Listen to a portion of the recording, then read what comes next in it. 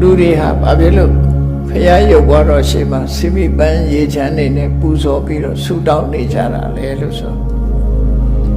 နတ်ကိုးပဲတဲ့အစင်လာကြီးကနေပြောင်းလဲလာတာဖြစ်တော့ကြောင့်အကျင့်ပါနေတာလည်းပါတယ်နော်အကျင့်ပါအဲ့ဒါကုသိုလ်မရဘူးတော့မဟုတ်ဘူးသို့တော့တကယ်အနှစ်သာရရှိတဲ့အလုပ်မဟုတ်တာတော့သိကြတယ်ဒီတဲ့အနှစ်သာရရှိတဲ့အလုပ်ကဘာလဲလို့ဆိုရသော်ဘုရားကဘယ်လိုနေရမယ်ဘယ်လိုထိုင်ရမယ်လို့ခေါ်တယ်လေရသော်ဘုရားဟောတဲ့အဆုံးအမတွေကိုသိရှိနားလည်ပြီးတော့ဘုရားဆုံးမတဲ့အတိုင်းလိုက်နာကျင့်သုံးနေထိုင်ခြင်းဟာအဓိကကြတယ်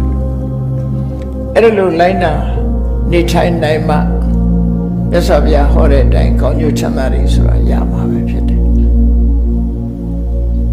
ဘုရားဘာသာဝင်တွေလွယ်မှားနေတဲ့အတွေးတွေလည်းမြောင်များစွာရှိနေတယ်အားတွေတုံးဆိုဒီဘုရားကဆူတော်ပြည့်တယ်ဟိုဘုရားကဆူတော်မပြည့်ဘူးဆူတော်ပြည့်ဘုရားဆိုတာဟိုသွားဆူတောင်းလိုက်ရင်ဆူတော်ပြည့်တယ်ဆိုအစွဲလန်းရှိတယ်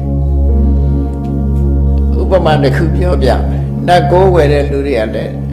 နတ်ကြောင်လို့ဒီလိုထင်တယ်လူတွေရဲ့အထင်လွဲမှုတွေဟာရှိနေတယ်ဘလို့အထင်လွဲမှုတွေရှိနေတော့ဆိုသစ်ပင်တို့ယောဂဇိုနတ်တွေဘာတွေကိုးဝယ်တဲ့လူတွေဟာတိုက်ဆိုင်မှုလေးတွေနဲ့ဖြစ်သွားတယ်သူတို့ကိုးဝယ်ပြီးဆူတောင်းလိုက်တဲ့အခါဥပမာမဲ့ထီပေါက်ပြရစီပဲလှုပ်လှုပ်တာအောင်မြင်ပြရစီကောင်းတဲ့လူကရောမကောင်းတဲ့လူကရောသွားဆူတောင်းတယ်ဆူတောင်းတာနဲ့ရတာနဲ့သွားဆုံစည်းတတ်တယ်ဆုံလိုက်တဲ့အခါဒါငါဆူတောင်းပြေတာပဲလူတွေအဲ့လိုထင်သွားတာတကယ်ကတော့ဘုရားဆူပေးတာလည်းမဟုတ်ဘူးအဲ့ဒီဆူတောင်းလို့ဆူတောင်းပြေတာလည်းမဟုတ်ဘူးတိုက်ဆိုင်မှုတတ်တာဖြစ်တယ်ပေါ့သို့တော့ဆူတောင်းပြေတာဘာကြောင့်နှုံးလို့မေးမယ်ဆိုရင်လူတွေရဲ့တဏ္ဍာမှာရှိသင့်ရှိလိုက်တဲ့အရည်ချင်းတွေရှိမှဆူတောင်းပြေတာအဲ့ဒီဆူတောင်းပြေဖို့အရည်ချင်း9ရက်လိုအပ်တယ်အရည်ချင်း9ရက်ဆိုတာဘာလဲလို့ဆိုရင်တတ္ထာယုံကြည်ချက်သီလကိုချင်းတရားတုဒ္ဒအကြမ်းမြင်ဘဟုတုဒ္ဒစာကစွန့်လွတ်လှူဒန်းမှုပညာစဉ်းစားဉာဏ်လို့ဆိုတယ်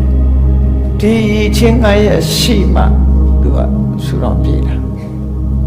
ဒီချင်း9ရက်ကိုအကြောင်းပြုပြီးတော့သူလိုချင်တာရတယ်လို့သူတို့ဆိုလို့ဒါအကြောင်းတိုက်ဆိုင်သွားရအဲ့တော့အဲ့ဒီချင်း9ရက်ပြည့်ဖို့ရအဓိကကြတယ်ပေါ့ဒီချင်း9ရက်ကိုမလုပ်ဖဲနဲ့ဆူတောင်းနေုံနဲ့မပြည့်ဘူး